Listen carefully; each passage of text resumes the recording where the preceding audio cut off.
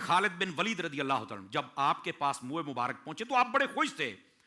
البدایہ کو اگر پڑھا جائے علامہ حاکم نیشاپوری نے بھی اس کی طرف اشارہ کیا ہے. آقا کریم صلی اللہ علیہ وسلم نے حضرت خالد بن ولید سے سوال فرمایا, یہ بڑی سننے والی بات ہے. آپ نے فرمایا اے خالد یہ بتا کہ تیرے پاس یہ میرے منہ مبارک تو پہنچ گئے اور تو بڑا خوش ہے ان کو لے کر کہ تیری طبیعت پھولوں کی طرح ہو گئی, تو کرے گا کیا اسے؟ اب دیکھو صحابہ کرام علیہم رضوان کیا جواب دیتے ہیں. وہ کہتے ہیں یا رسول اللہ صلی اللہ علیہ وسلم اتبرک بہا یا رسول اللہ واستعین بہا علی القتال.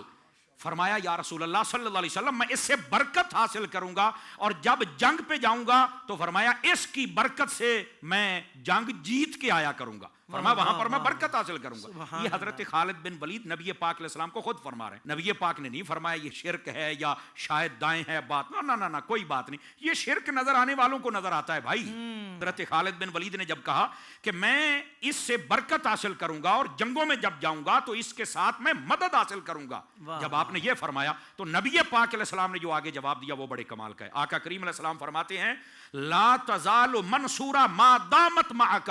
فرمایا تب تک تجھے اللہ فتح عطا فرماتا رہے گا جب تک یہ بال مبارک تیرے ساتھ رہیں گے. اللہ اکبر سبحان اللہ. کبھی تو نامراد لوٹ ہی نہیں سکتا ہے. یہ آقا کریم علیہ السلام کی تبرکات ہیں, برکات دیکھیے. اور حضرت خالد بن ولید رضی اللہ عنہ آپ یرموک کی جنگ لڑ رہے ہیں, آپ کی ٹوپی مبارک گر گئی, گمسان کی جنگ ہے, آپ نے بالکل تلواریں نیزے برچھے ان کی فکر چھوڑ دی اور فرمایا ہائے میری ٹوپی کدھر. ٹوپی اور لوگوں نے کہا حضرت جنگ ہو رہی ہے اور آپ ٹوپی. فرمایا اسی کی برکت سے تو ہم جنگ جیتیں گے. آپ نے ٹوپی ڈھونڈی سر پہ رکھی, جنگ جیت گئے. پوچھنے والا کہتا ہے میں بڑا حیران تھا کہ اس وقت جان کی فکر نہیں, اپنی فکر نہیں, ٹوپی کی فکر کیوں ہے؟ کہتے حضرت مجھے یہ راز تو بتاؤ اصل مسئلہ کیا تھا. تو آپ نے اتار کے دکھلایا. فرمایا اس میں نبی پاک علیہ السلام کے منہ مبارک بال مبارک سیے ہوئے ہیں, اسی کی وجہ سے تو ہم نے فتح یاب ہونا تھا.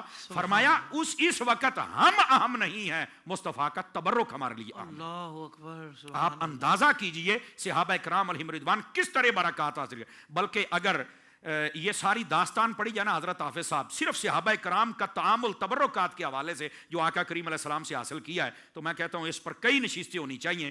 لیکن ایک بات میں کہوں, ایک جنگ کے اندر حضرت خالد بن ولید رضی اللہ عنہ اپنی یہ ٹوپی گھر بھول گئے.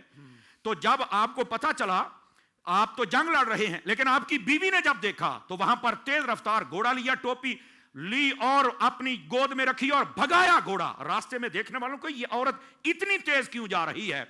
بڑے بھگانے والوں نے گھوڑا بھگایا لیکن ان کو کوئی پکڑ نہیں سکا.